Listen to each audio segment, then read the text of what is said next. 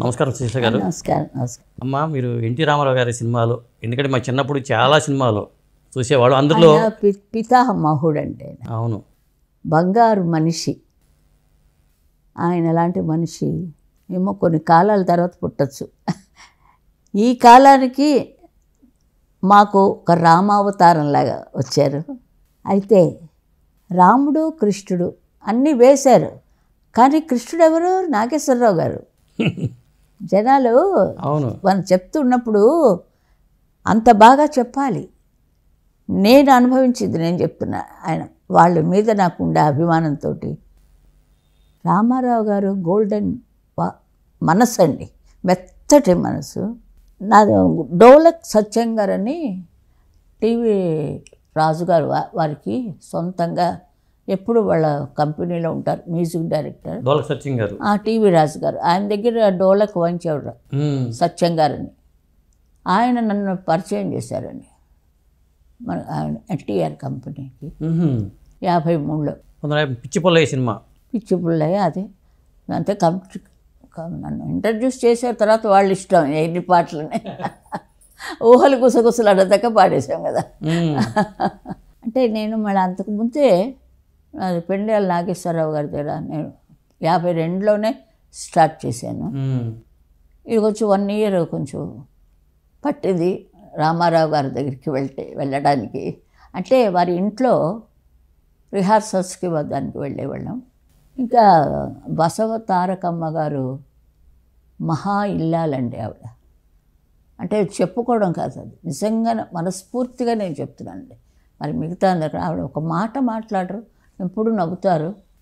మేము రిహార్సల్ అయిపోయిన లోపల వెళ్ళిపోతాం, ఆవిడతో తాగేసి అక్కడే ఆవిడతో మాట్లాడి ఎక్కువ మాట్లాడరు. ఆవిడ ఎంతోమంది పిల్లల్ని రామారావు గారికి ఇచ్చారు. పిల్లలు అంతమంది చల్లగా వాళ్ళందరూ 100 ఏళ్ళు చల్లగా ఉండాలి రామారావు గారు. ఇది కలియుగం ఎండ్ అయ్యేదాకా ఇది అందరి నోట్లో మెలగాలని నా కోరిక. అంటే నేను కూడా ఉండను కదా, ఎవరు ఎప్పుడు ఉంటారు ఎప్పుడు పోతారు అంతే. ఇప్పుడు అగ్రిమెంట్ లేదు మనకి. అందుకే ఒక నాగేశ్వరరావు గారు, ఒక రామారావు గారు, కృష్ణార్జున్లాగా వాళ్ళిద్దరూ నాకు భిక్ష పెట్టారండి. సంగీత భిక్ష వాళ్ళ ప్రొడక్షన్స్లో పాడి నేను ఇంత దాన్ని అయ్యానంటే వాళ్ళ యొక్క ఆ స్తంభాల యొక్క దాని మీద ఎక్కి మూల స్తంభాలుగా వాళ్ళు చాలా అన్నపూర్ణ పిక్చర్స్ ఆవిడ చాలా నాగేశ్వరరావు గారు చెప్పక్కర్లేదు.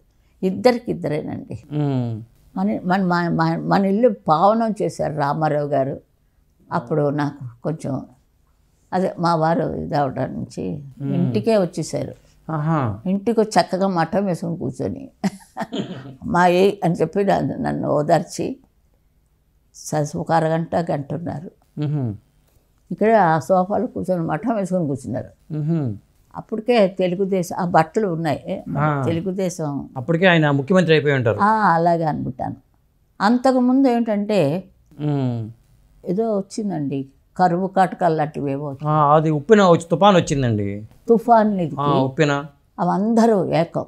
సినిమా వాళ్ళు దూరంగా ఉంటారండి, ఏదైనా వచ్చింది అందరూ కలిసిపోతారు. అది ఒక చాలా అంతమందికి తెలియదు.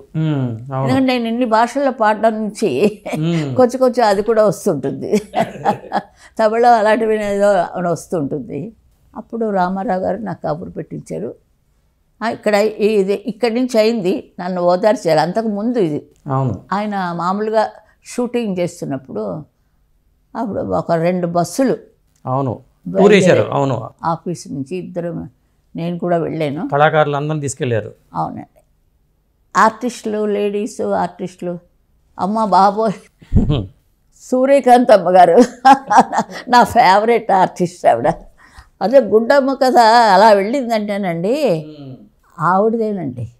ఈ ఎవరు పేరేం పెట్టారు దానికి, రామారావు గారికి ఏదో పేరు పెట్టాడు, గుండక్క. అది వాళ్ళ ఇంట్లో పెట్టి నీకు పెళ్లి చేస్తానులే ఉండు అంటుంది. అంటే అక్కడి నుంచి ఆయన పాట కోలో కోలో నా కోలో నా భవిష్యత్ అండి.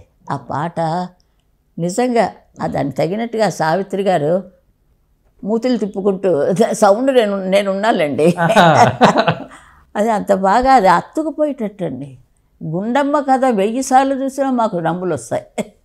ప్రజలకి అంత మంచి సబ్జెక్టు అందించారు నాగిరెడ్డి గారు, చక్రపాణి గారు.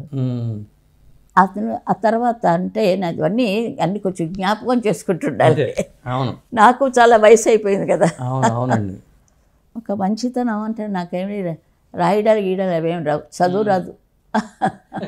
చదువుతాను అనుకోండి కానీ పెద్ద పాట చిన్నప్పటి నుంచి పాటలో ఉండడం నుంచి ఈ సినిమా పాటలు పాడుకోవడం, లతా మంగేష్కర్ పాటలు పాడుకోవడం ఇదే. ఎప్పుడు ఏడుకొండల అని పాడారు లీల గారు. రామారావు గారికి జోలపాట ఏదో అనుకుంటారు అదే. ఆ పాట నాకు చాలా ఇష్టం, అదే పాడేదాన్ని. అలాగా నేను వెలుగులోకి వచ్చాను. తర్వాత మెడ్రాస్ వచ్చి అదంతా మీకు తెలుసు.